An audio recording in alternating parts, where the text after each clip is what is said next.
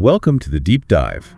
This is where we take the sources you send us, dig into them, and pull out the key bits so you can get up to speed fast. It's kind of like your shortcut to being really well informed without all the heavy lifting. So today, we're diving into something a bit different, a collection of spooky stories.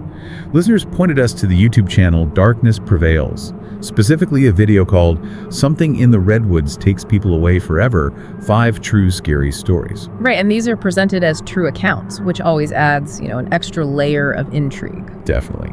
So our mission today is basically to unpack these tales, see what makes them tick, look for any interesting connections maybe, but without getting totally bogged down in every single detail. Yeah, and it's quite a mix we've got. There's a story from South Korea, maybe involving a witch, a haunted ski resort, some really weird happenings in the Redwood National State Park. Oh yeah, that one sounds intense. Then a very strange puppy situation in Missouri, and finally, a taxidermist in Nebraska who had some, let's say, unsettling experiences with a commission. Okay, quite the range. Yeah. From maybe supernatural to just plain bizarre. It is. It'll be interesting to see what jumps out.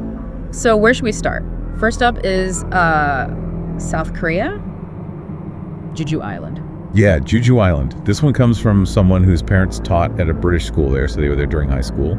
And Jeju Island, apparently it has this whole vibe, already dense forest, but also like a tragic wartime history. Yeah, that kind of history often leads to local beliefs about hauntings and, spirits. Sets a certain stage. Totally. So get this. It's winter, there's freezing rain, and our listener and their dad decide to go camping near an abandoned YMCA center. Okay, camping in freezing rain near an abandoned building. That's a choice. Already sounds like asking for trouble, maybe. Right, but then it gets kind of beautiful. Apparently the rain turns to snow, covering this sort of tropical-ish forest. Right. Which sounds lovely, but still, the abandoned building, the weather, it feels a bit off. That contrast is interesting. Beauty and unease mixed together. Like, the snow might feel magical for a second, but the setting snaps you back. It almost primes you to expect something weird. And something weird definitely happens. They get woken up by a car alarm. Okay. But it's not their car alarm. So someone else is out there, in the middle of nowhere, in that weather, near the abandoned YMCA. Exactly. They find a younger woman. She's got a little fire going near the abandoned building. And here's where it gets really specific. Her name. What about it? Well, it was a Korean name, and later a friend told the listener it meant something like magic or witch cat. Witch cat, okay. That's pretty on the nose, isn't it? Especially given what happens later. Right, and she has a black cat with her, wearing a red collar. Black cat, red collar, witch cat name. The symbolism is stacking up there, whether intentional or not. And wasn't there something about her firewood? Yes, good memory.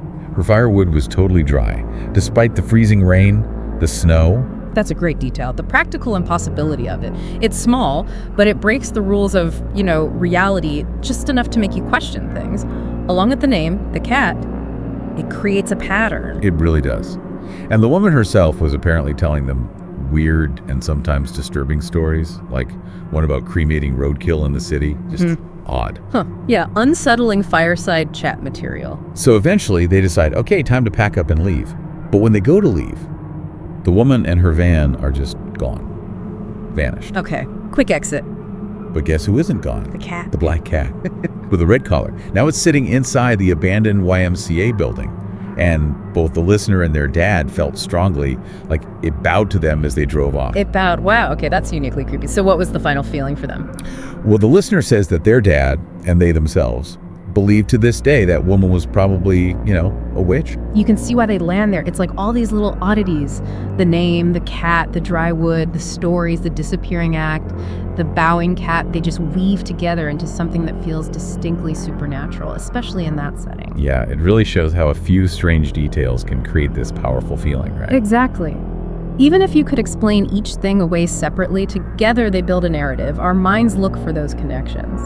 Okay, so from possible witches to maybe some more like a classic ghost story. Yeah, let's shift gears. Next up, a ski resort. Small, old, during a blizzard. Our listener was working maintenance, late shift. Okay, another isolated setting. Old building, blizzard cutting it off. That's prime ghost story territory right there. Old buildings just have that feel, don't they? Creaks, groans, easy to get spooked. Totally. And the trigger here is a radio call, late at night. Someone's complaining about noise. Where? Room 309, on the 3rd floor. which was closed for renovations. And empty. Ah, the classic noise from the empty room. Always a good start, so the listener has to go check it out. Yep. Heads up to the 3rd floor, and immediately the vibe is off. It's colder up there, the lights in the hall are flickering. And all the signs, like horror movie 101. Pretty much. And then they find the door to room 309. It's slightly ajar. Just open a crack. In a locked-off area, that's not right. It immediately tells you something's wrong, something's been disturbed. Yeah, it's an invitation, but like a creepy one. So they go in, room's empty, dusty for the renovation. As expected, yeah. But then footprints in the desk. Okay, leading where? Small footprints, Yeah. like maybe a child's. Right. They lead from the wardrobe, across the floor, to the window. And out the window? No, that's the thing. The window is frosted over, completely untouched. The footprints just Jesus. stop right there. They just stop mid-floor, basically. No, that doesn't make any sense. Footprints have to lead somewhere, unless Unless the person didn't leave. or didn't arrive normally. It's super unsettling. But wait, it gets weirder. Of course it does. They look inside the wardrobe, and there were more footprints leading into the back wall of the wardrobe. Into the wall, like someone walked through it. That's what it looked like. And just as they're processing that, the door to the room slams shut behind them. Oh, come on, locked in. Yep. The classic slam. Now they're stuck in this creepy room with impossible footprints. How'd that feel? Trapped. Definitely trapped. And not alone, even if you can't see anything. The slamming door just ramps up the fear big time. And then they hear it. Soft footsteps coming towards them. And just feel this presence right there, invisible. Okay, nope. Time to go. How did they get out? Managed to wrench the door open. Thankfully, just bolts out of there, down to the lobby, gets the manager I involved. bet, in the room. Stayed locked after that. But the listener says they still felt like something was up there. And sometimes when the wind was really strong, they thought they could hear faint footsteps. Ugh. Lingering creepiness. That story really uses all the classic haunted house elements effectively, doesn't it? The isolation, the weird noises, the things that just shouldn't be possible, like the footprints. Leaves you with chills. It really does. Okay, let's move to a completely different kind of environment. The Redwood National State Park, Northern California, near Oregon, late 2009. Ah, the Redwoods. Ancient, massive, easy to get lost in. That setting alone has a powerful, almost mystical quality. For sure. This story involves our listener who was picking bear grass and mushrooms. Apparently you can sell that stuff because they needed extra cash. Right, foraging happens up there. They weren't alone. They were with a friend named B, who's from Laos, and also a couple, C and his wife, who were Laotian Cambodian. And the roads getting in there were apparently these maze-like dirt tracks, easy to get turned around. Yeah, that's typical for deep forest access, adds to the isolation, so they split up. Yeah, B and the listener went one way, North Road. C and his wife took the South Road. Our listener finds this great spot for bear grass near a big cliff. Okay, getting down to business. While they're picking, they hear that sound, the ripping sound of bear grass being pulled. Distinct. But it sounds like it's coming from where B was just a few minutes ago. But B wasn't there anymore. Right. And immediately after the sound, the listener sees this big bush, like undergrowth, start shaking really violently. Shaking how? Like an animal. No, they said it didn't seem like a bear or a mountain lion. Just wrong, unnatural shaking. Okay, that's weird. The sound, then the bush, feels like something unseen is interacting with the place. Yeah. So the listener yells out for B, and B answers, but from a totally different spot than where the sound came from. Interesting. The listener asks B, like, who's down by the cliff then? And B gets serious and tells them not to curse, says they don't like that, and gestures vaguely out into the empty woods. Okay, so B is immediately bringing in this idea of unseen entities, based on his cultural background, presumably. Exactly. He's Laotian, and this idea of spirits in the woods, spirits you need to respect, seems to be part of his understanding of things. That cultural lens is crucial here. It provides a framework, right? A way to interpret these weird events that might otherwise just be confusing. Now everything strange can be attributed to them. And the strangeness keeps coming. Later, they hear music, loud music, like Hispanic sounding, with a bass guitar, coming from the North Road where they parked their truck. Out there. Miles from anywhere. That seems impossible. Where would it even come from? No idea. It just doesn't make sense for the location. But the bigger worry starts when they get back to a friend's house later to sell their haul. C and his wife are super late coming back. Oh boy. Getting lost in the Redwoods after dark is seriously bad news. Temperature drops fast. People can get into real trouble. Yeah, they were getting really worried. But C and his wife finally show up like 11 p.m. and C is visibly shaken up. And his wife is driving, which was unusual for them. Okay, so something definitely happened to them too. What was their story? So C said on his side of the mountain, the bundles of bear grass he had already picked just started vanishing. Poof, gone. Disappearing, just like that. Yeah, he got frustrated, started cursing and yelling out loud. Cursing. Which B's warned against because they don't like it. You can see the connection forming there, totally. And his wife, while she was waiting for him around lunchtime, she heard a voice. Sounded exactly like C, telling her to go back to the truck. But it wasn't him. A mimic voice. That's deeply unsettling. Yeah. And C himself, he got lost as it got dark. He said he prayed, and then he heard the music. The same music, the Hispanic-sounding stuff. The exact same music the listener and B heard earlier, but this time, C heard it coming from the south, towards where his truck was parked. He followed the sound, found a road, and got back to his truck. Wow. Okay, so the music wasn't just a one-off hallucination. Multiple people heard it in different locations, and it even seemed to guide C back or lure him. Yeah. It's ambiguous. It's so weird. So they're all talking about it. Yeah. And B brings up they, again, the spirits, saying in his culture, these are spirits of people lost in the woods, and if you disrespect them, like C did by cursing, they play tricks, try to get you lost forever. That explanation fits everything they experienced. The disappearing items, the weird sounds, the mimic voice, even the potentially misleading music. It creates a coherent, if terrifying, narrative based on his beliefs. And it doesn't stop there. The next day, the listener and B go back, without C and his wife this time. And B tells the listener, stay close to me today. They like you. Ooh, they like you. That is not something you want to hear in that context. It singles the listener out, makes it personal. Seriously creepy. And sure enough, more weirdness. While picking grass, the listener hears this deep, gravelly, almost demonic sounding voice right in front of them. Just says one word, good. Good, just good. Out of nowhere, that's incredibly chilling. Direct, disembodied voice. And then later, they're taking a lunch break. B's smoking cigarette. And they both see a bush nearby part, and the smoke from B's cigarette gets pulled, like sucked straight into the bush from yards away, as if something inhaled it. Okay, that's just physically bizarre. Smoke being inhaled by a bush, that defies physics as we know it. I'd be running at that point. They were totally freaked out. They packed up fast and left. And then B finally explained his culture's beliefs more fully about the spirits, the disrespect, the tricks, getting people lost. This whole Redwood account is fascinating because it layers so many different kinds of phenomena: auditory, visual, missing objects, voices, the cultural interpretation. It really shows how belief systems can provide structure for profoundly strange experiences. Yeah, whether you believe in spirits or look for other explanations, the experience for them was undeniably real and terrifying. Okay, let's shift again to something, well, equally bizarre, but in a totally different way. Missouri. A pit bull breeder. Okay, pit bulls. What's the story? So this breeder specializes in blue nose pits. His best female, Sadie, has her third litter. 3 healthy blue puppies. Everything normal. Sounds good. Standard breeding situation. Until day 8. He goes to check on them, and there are 4 puppies nursing. 4? Where did the 4th one come from? Exactly, and it's totally different. It's black, not blue. Its head seems a bit bigger, legs maybe longer. It feels cool to the touch, which is weird for a puppy.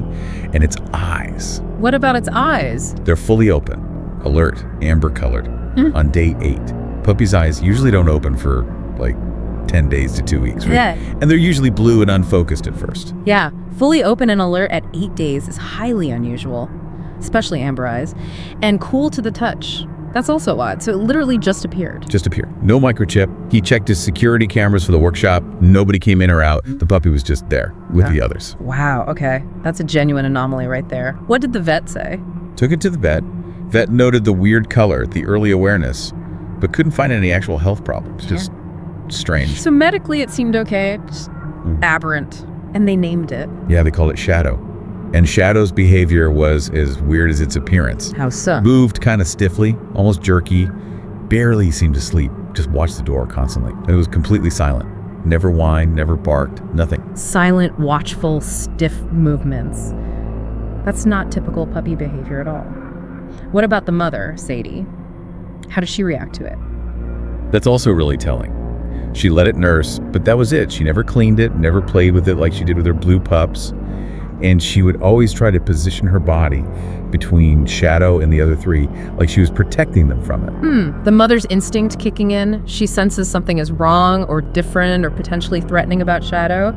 Animals often pick up on things we don't. Yeah, and then things got darker. Blue puppy started getting hurt. Hurt how? Small cuts, little puncture wounds, appearing overnight. No explanation.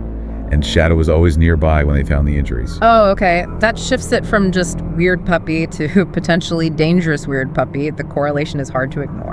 Definitely. So the breeder got suspicious and set up a night vision camera in the whelping box. Good idea. What did it show? It showed Shadow pacing.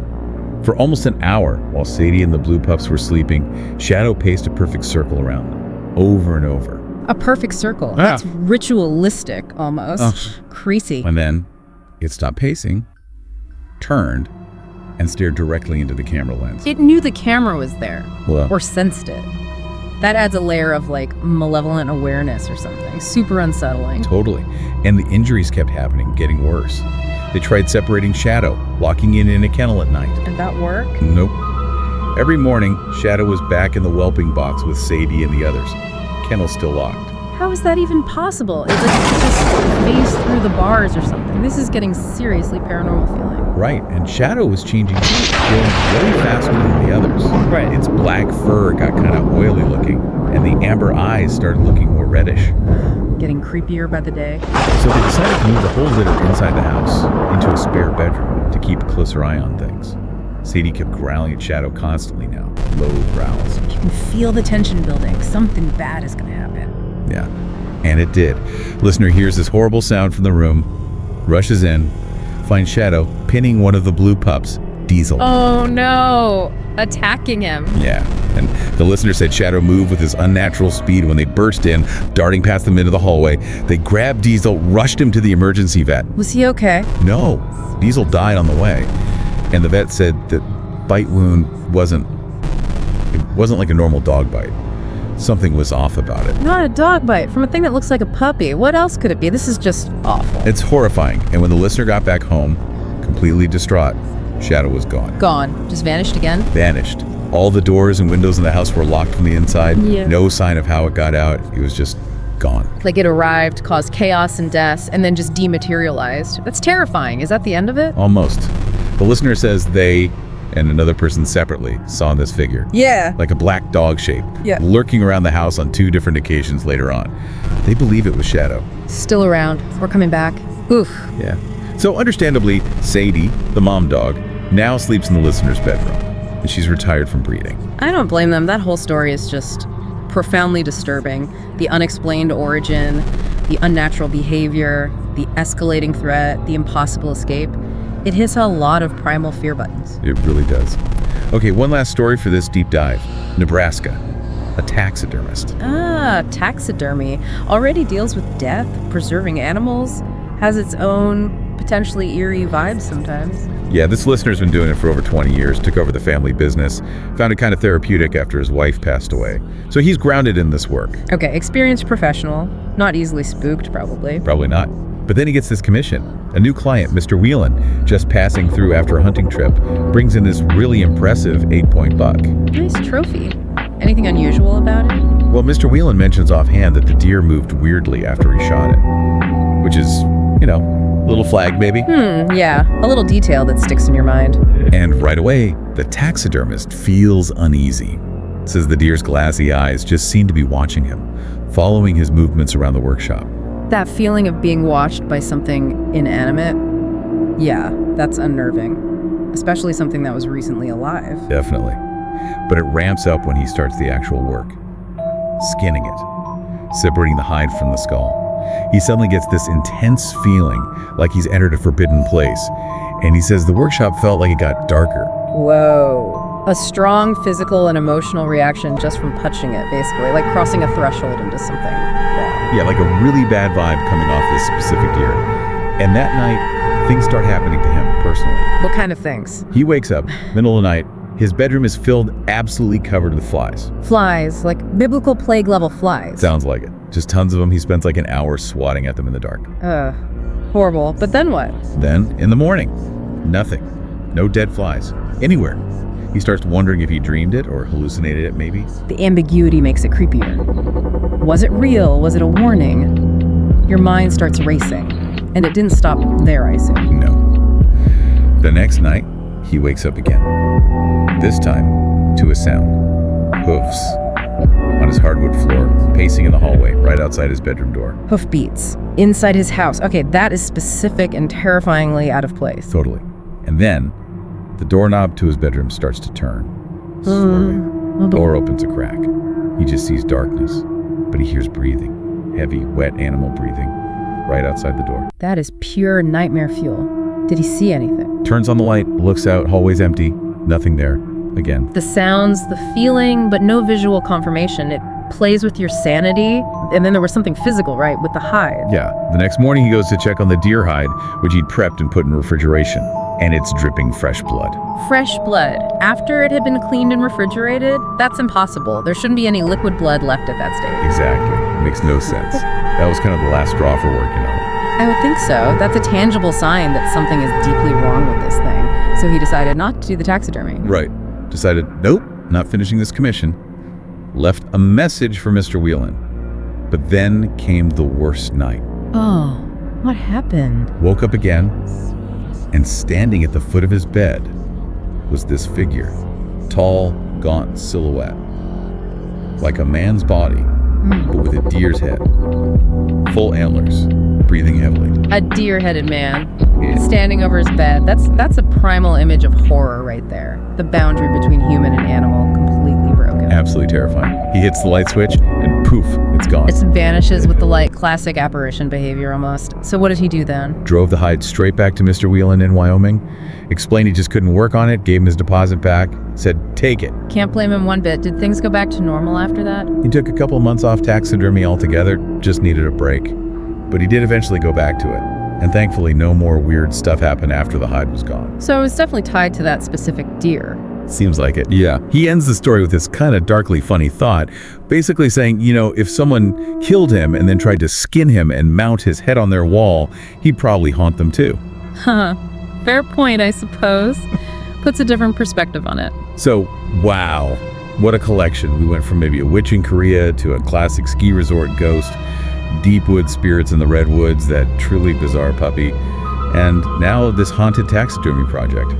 Quite the tour of the unsettling. It really is. As you listen to all these, back to back, do any common threads jump out at you?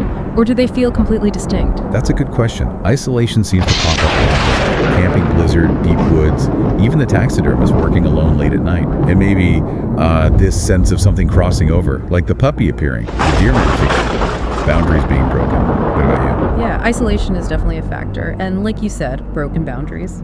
Also, the power of suggestion and belief seems strong, especially in the Redwood story, with these cultural interpretations shaping how they understood everything.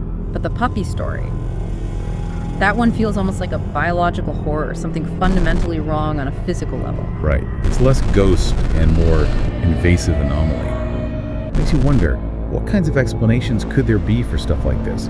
From the totally mundane, like misidentification or stress-induced hallucination, all the way to the genuinely paranormal. Exactly. And which story sticks with you the most, personally? Is it the creeping dread of the taxidermy story, the outright weirdness of Shadow the puppy, the complex mystery of the Redwoods? They all hit different notes of fear or fascination. That's something for you, listening, to think about too. Which one got under your skin? And why?